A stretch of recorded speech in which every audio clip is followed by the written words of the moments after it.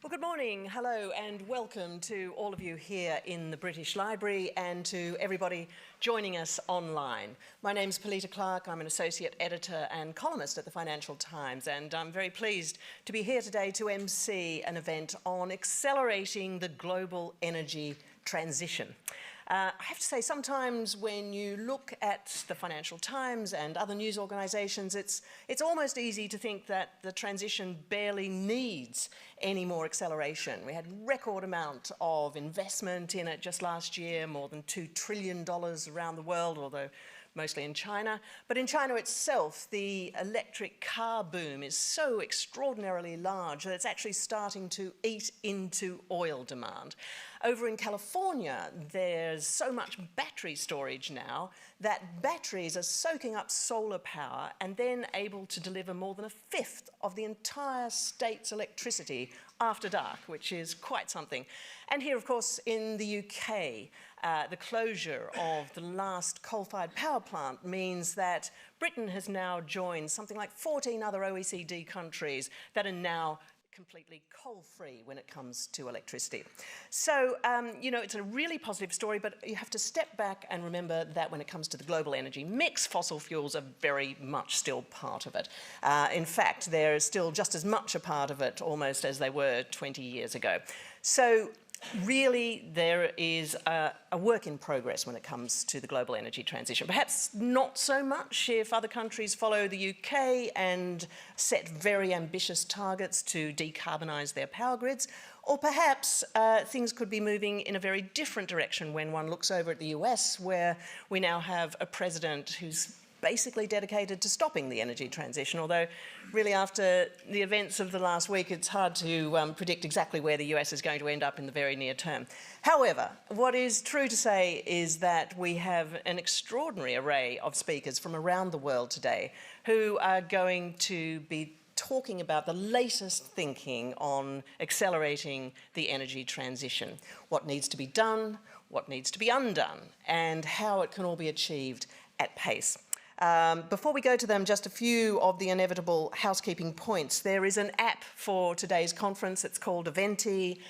You can download it by pointing your phone at that QR code, and it will let you receive not just live updates, contacting other delegates. Crucially, you'll be able to actually send in questions to the panelists. The Wi-Fi at the venue, there are signs around the place, but if you go to BL Guest Conf and then put in the password that you can see, BL caps GUE5T23. Not all the sessions are going to be held in this room. Some are going to be over in the Elliott room. Just keep an eye on the agenda by checking the app to make sure that you're going to be in the right place at the right time. All the breaks and lunch are going to be served in the foyer just outside this room. There is no planned fire alarm, so if you do hear an alarm, we will be asking you to make your way in an orderly fashion to the exits. So it's now my pleasure to introduce Michael Ray, who's the Chief Executive of the Carbon Trust. Michael will be making a few opening remarks. He was appointed CEO just in August, actually, last year, but he's been with the Trust virtually since it was founded in 2001. In his previous role as Chief Operating Officer, he oversaw the Trust's growth into an organisation that now has 400 employees working around the world with public and private organisations that are all trying to speed their shift to net zero. So, Michael, over to you.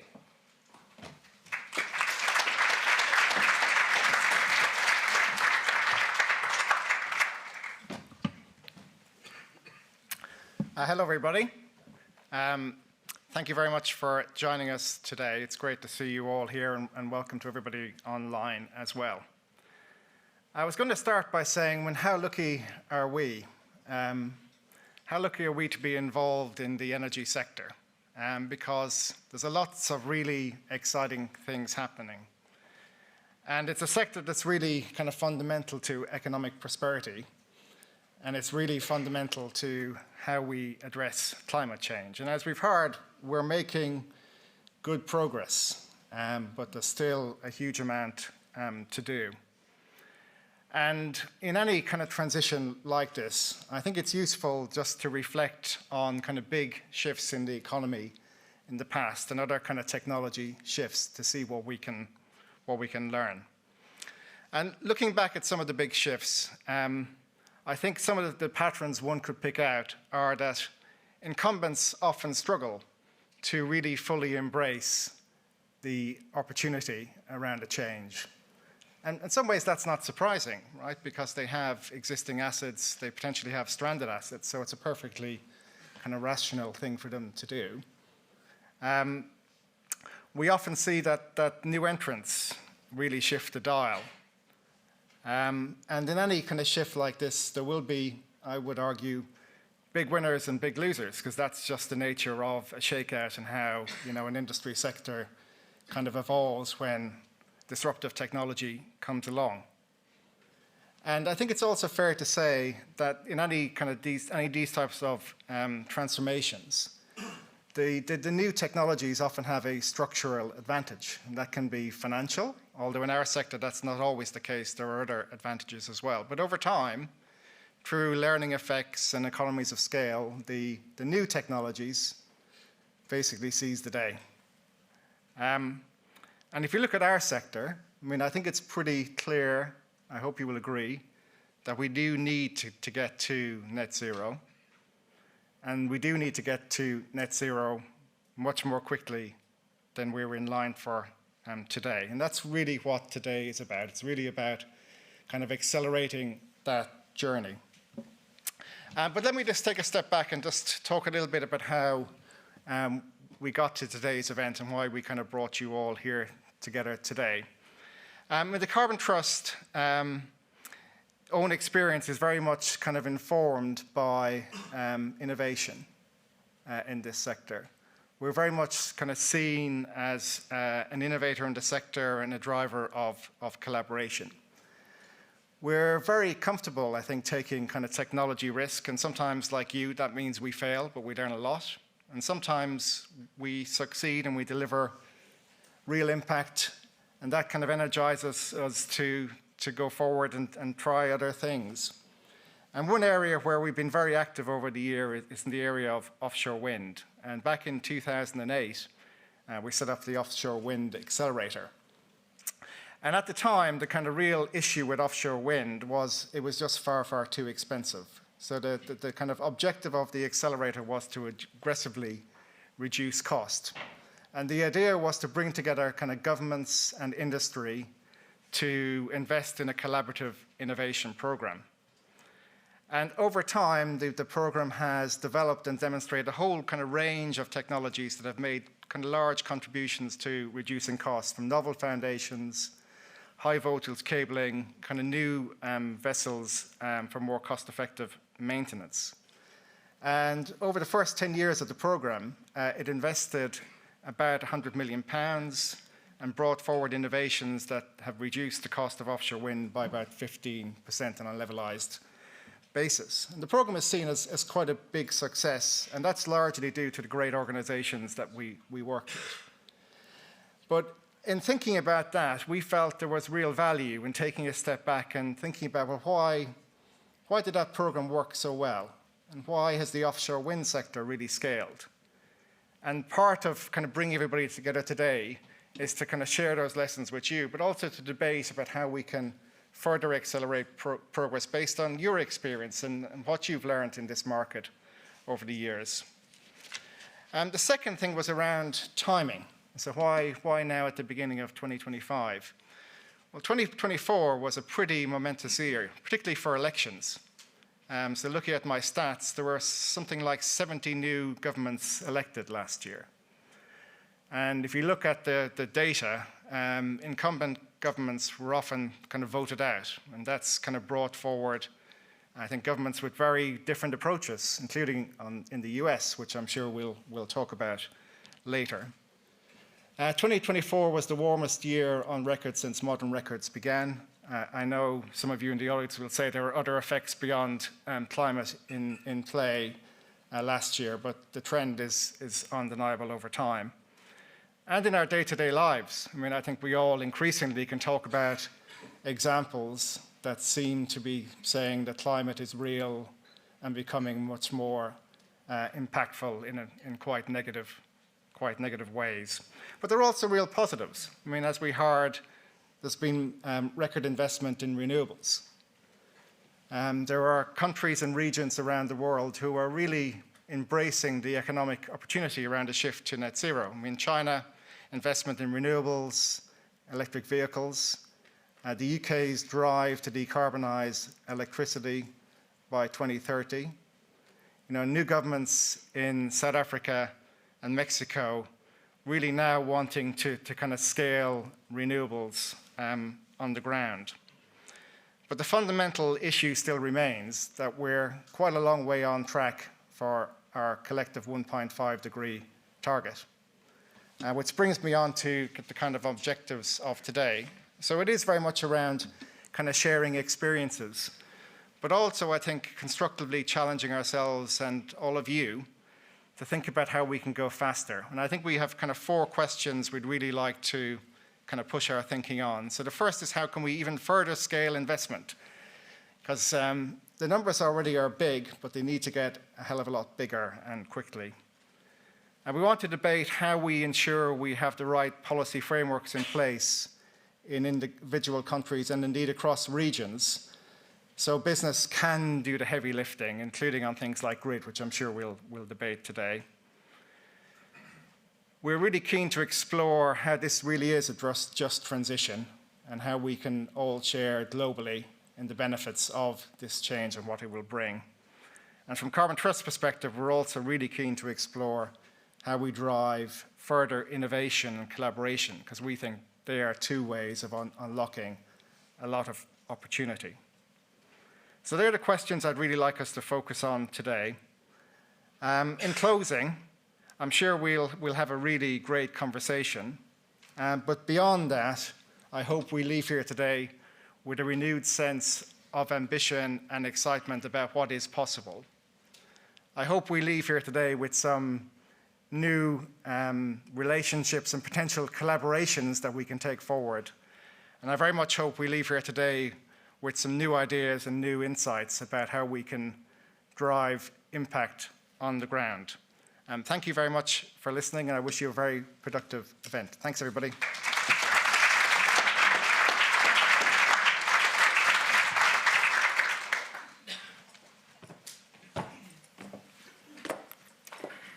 Well, thanks very much, Michael. Some great remarks there. I think very good to mention that offshore wind accelerator, which not everybody, even in the energy world, really knows a huge amount about. But I think it's a great example of something that, as you say, has been incredibly successful. And it's really, as you say, what today is going to be about, hopefully sharing examples of this nature that will hopefully be able to encourage and energize and inspire others of you watching and in the room today to follow suit. So, on that note, it's a great pleasure to announce our first keynote speaker, who is Mary Burst-Warlick, who's the Deputy Executive Director of the International Energy Agency, which is, of course, not just a leading source of global energy data and analysis, but increasingly the leading source of all of this data. Before Mary took up her current role at the IEA, she was a senior US diplomat, ambassador to Serbia, amongst other things, during the Obama administration, and also an advisor to the US Secretary of State on a series of energy diplomacy initiatives that really put her at the center of global energy transition efforts. So please join me in welcoming Mary to the stage.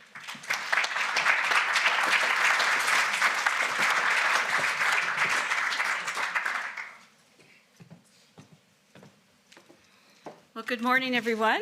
Thank you so much, Polita, for that introduction, and thank you so much, Michael, to you and your team for inviting me to join you today. I think it's really a very timely event, and set of discussions that we're going to have today, and you've outlined really very well and very clearly so many of the big challenges that lie ahead of us. So really looking forward to this discussions, and again, thank you for convening all of us at this time.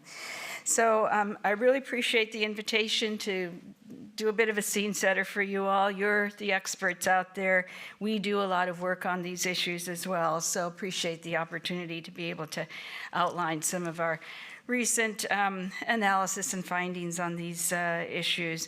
So I'm going to address a few key topics, so bear with me as I move through them, beginning with a brief review on the really quite quickly emerging age of electricity, as we have been calling it, and did so in our World Energy Outlook, most recently published last year, 2024.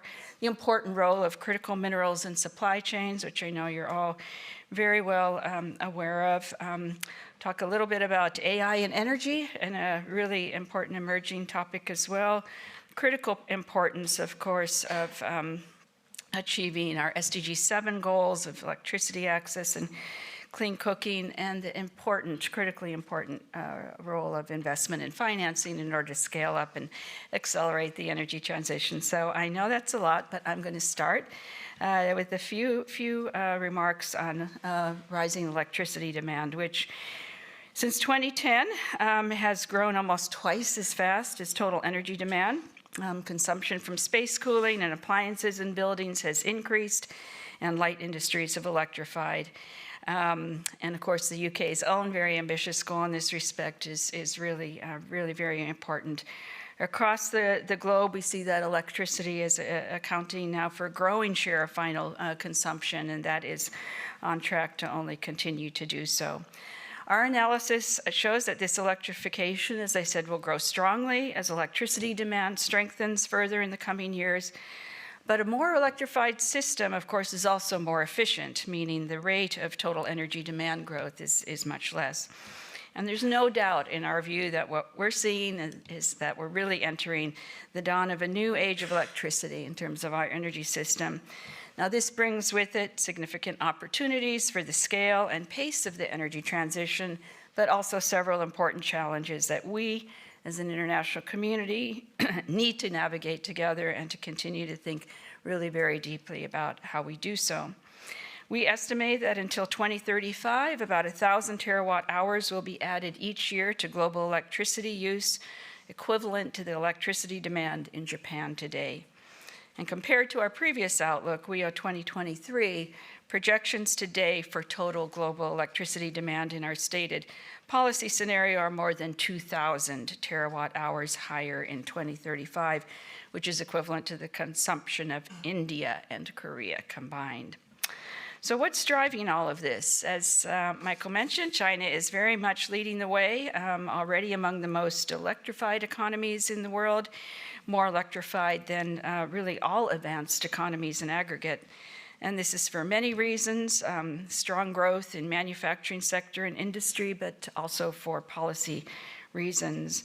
Over the past decade, to combat air pollution in cities, the number of people in China who heat their homes now with electricity has doubled.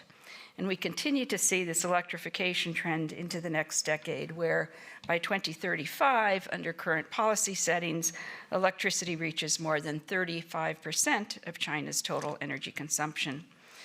And electricity demand added in China between now and 2035 is the size of the entire US electricity demand today.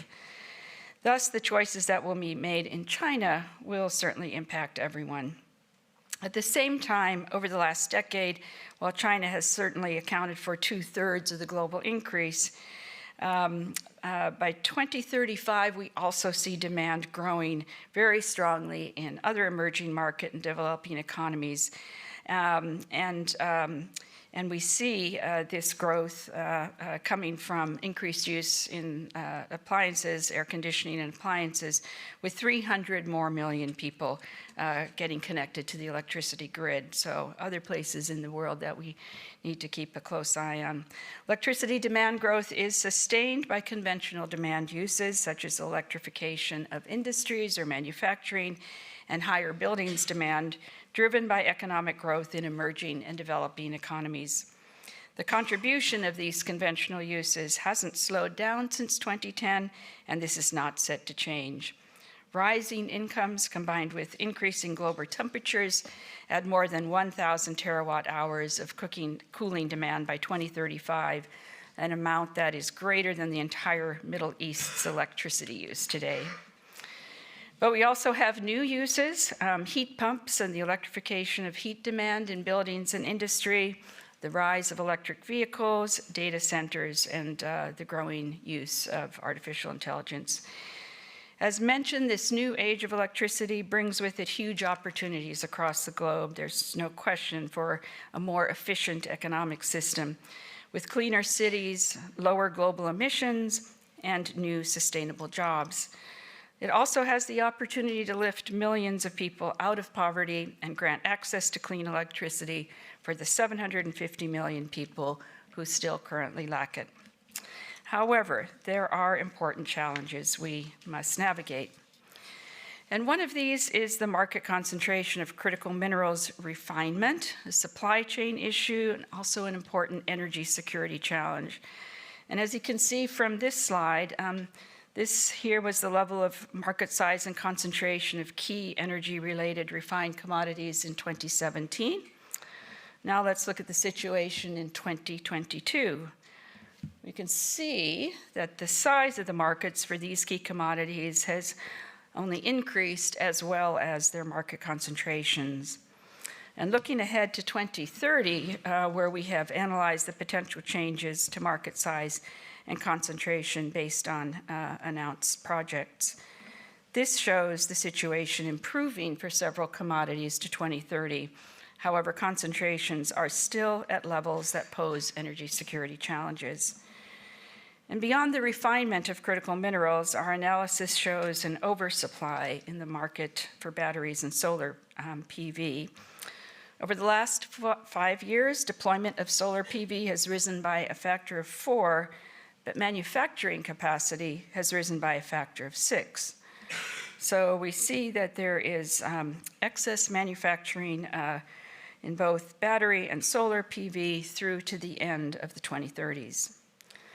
Now, one could think that this oversupply might diminish the energy security challenge to some degree. However, we also see a very large concentration of clean energy and renewables manufacturing is in China. So this concentration presents an elevated risk of disruption, whether that's from geopolitical tensions, extreme weather events, or even a single industrial accident. Exemplified, for example, by the one solar PV factory in China that's currently under construction in the Shanxi province, which, once completed, would alone be capable of covering all of the demand of the European Union today. So turning to the topic of AI, I'd also like to mention that this, of course, presents both a challenge and an incredible opportunity. And as we can see here, there's been a huge increase in investment in data centers since 2014. Further, as we've just seen last week, the landscape for AI can shift extremely rapidly. Recognizing this and the growing importance of AI for energy and energy for AI, the IEA convened our first ever conference on this subject last December, bringing ministers and high-level government officials from about 25 countries together with CEOs and senior executives from most major tech and energy companies, as well as civil society, to help us take a good, close look at both the challenges and opportunities here. Today, given that we're very much on the cusp of the AI revolution, it's critically important to understand the growth in electricity demand coming from AI, as well as the potential for AI to transform and contribute to the solutions needed in the energy sector and energy transition. And this is why, as a follow-up to our December conference, we're currently working on a special report to explore these very themes. The report will be out in April, and we hope very much that'll be a useful concentration for the contribution to the ongoing dialogue around this topic. Another challenge that we not only must be aware of, but really focus on ever more closely is one that sometimes can be lost in the discussion on the energy transition at a grander scale. For example, we're seeing in China or the demand on AI, those sorts of issues, is the need to provide clean cooking to over 2 billion people and access to electricity to the 700 million people globally who still do not have access to electricity, and especially in Africa. So following the COVID-19 pandemic, we saw some setbacks in the progress that had been made in these areas, but we're now beginning to see some improvements, with the number of people lacking access to electricity in 2023 declining by 10 million compared to 2022, which is not to say there's still a huge amount of work still to be done. On clean cooking, however, as you can see from this slide, given population growth continues to outpace efforts to provide access to clean cooking, we unfortunately see that under current policy settings, the number of people without this access in sub-Saharan Africa remains around 1 billion, far from the goal of reaching universal access by 2030, in line with the targets set under SDG 7. Further, this graph also shows how Africa has lagged as successes have been made across Asia, and therefore much more needs to be done, and it will take really a concerted international effort to get in place the needed financing, policies, and outreach to ensure that everyone across the globe has access to both electricity and clean cooking. So the IEA has been working very hard to take a leading role here. We're co-custodians of the SDG 7 tracking, along with the World Bank, WHO, IRENA, and UN Statistics. And we were really very pleased to host an international summit in Paris last May that mobilized $2.2 billion to help make 2024 a turning point for real attention to clean cooking access in Africa. We'll be releasing a series of reports during this year, including on reporting back on the tracking of those commitments made at the summit. So I'm really pleased to see all the topics that have been identified for discussion today in this conference, and especially on the important issue of the need to scale up and accelerate financing for investment in renewables and other clean energies. And though good progress has been made in some respects, again, this is an issue where much more needs to be done. In 2024, we estimated that $3 trillion was invested in the energy sector, with 2/3 of that, $2 trillion, going towards clean and renewable sources. So this is really very, very significant. In the late 2010s, we were in a holding pattern for investment in these sectors with very limited year-on-year changes. Investment in fossil fuels was down from the levels earlier in the decade, but investment in clean energy really was not picking up.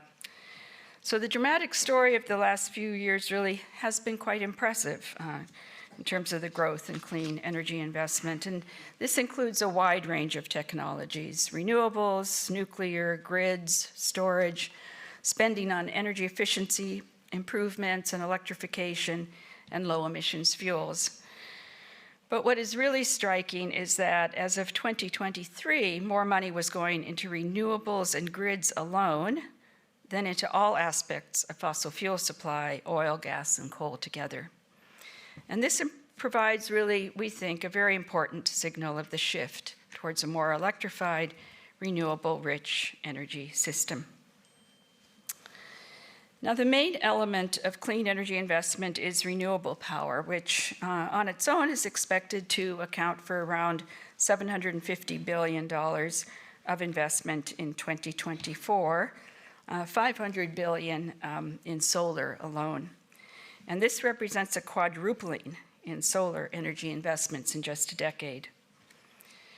As you can see, there's also been a pickup in spending on other low emissions technologies, notably wind and nuclear. And today, for every dollar invested in unabated fossil fuel power, $10 are invested in clean power. And this ratio was just 1 in 2 just 10 years ago. So this really rapid transition of the power sector shows how with the right policies and the enhanced international support, we can achieve a peak in power sector emissions and move towards power sector decarbonization. But this needs to be accompanied by investment in grids, and I know you'll be discussing this topic further today. This is starting to grow, but it's lagged in many countries. As a result, there's a long queue of renewables projects around the world that are advanced stages of development, but that are missing a transmission connection. And to unleash the full potential of renewable energy, over the next 2 decades, 80 million kilometers of grids need to be added or replaced, which is really as much as which represents as much as the global grid length is today. We'll also need to see much greater attention to other elements of flexibility, including storage and demand-side response. Now, overall, financing for clean energy is generally a positive story. We do, however, need to continue to push and accelerate investments across a broad spectrum of technologies and infrastructure projects in order to be on track for the world's energy and climate goals while ensuring electricity security. And so this will involve and require scaling up from the $2 trillion in clean energy investments today to $4.5 trillion by 2030.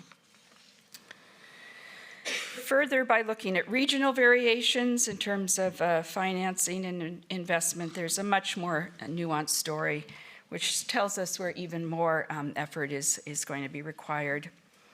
The split on financing flows between advanced economies and emerging and developing economies is around 50-50. However, if we look at this a little more closely and we separate out China's investment from other emerging and developing economies, we can see that the amount of financing going to all other emerging and developing economies represents only 15% of the total, despite representing 2/3 of the world's population. So this is far below what we need to realize the full benefits of the energy transition in alleviating poverty and delivering sustainable economic development across the globe. So I'm about to conclude, and I just want to say, I know throughout the rest of the day, we'll be discussing a lot of really important topics. I think they've been very well identified, and they really do deserve and require more attention and search for future solutions. It's more important than ever for decision makers to focus on the need for increased financing for emerging and developing economies, to look at scaling up and accelerating financing for grids, and to work very hard to reduce the number of people who lack access to electricity. At the same time, we think it's important to bear in mind the progress achieved so far. Very cost-competitive clean technologies have been developed, particularly in the power sector, and many policies have been tried and tested for their deployment. There are a lot of positive examples across advanced and developing economies where clear regulation, a vision and intent to move ahead with clean energy transitions, and a readiness to work with the private sector have yielded impressive results. So to sum up, we do really much assess the age of electricity is coming. It's already here. It can be truly transformative for people's lives and for the energy sector more broadly. So we very much need to work together. No question that international collaboration continues to be so important to make sure this process is secure and resilient and affordable, and that the benefits are shared as widely as possible. And thank you once again for the opportunity to be with you.